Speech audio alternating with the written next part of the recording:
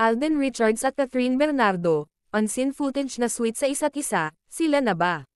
Naging usap-usapan ang pangliga ni Alden Richards kay Catherine, at maraming mga netizens nga ang natuwa nang makita si Alden Richards na present sa naturang birthday party na ginanap sa Palawan. Naging todo effort pa nga si Alden sa pagkanta, dahil request daw umano ni Catherine ito, kaya pinagbigyan nga ng binata. Kinanta ni Alden at Kakay ang kantang, "Bakit Ngayon Ka Lang?", na nagpakilig sa mga kaibigan ni Kath na dumalo sa party.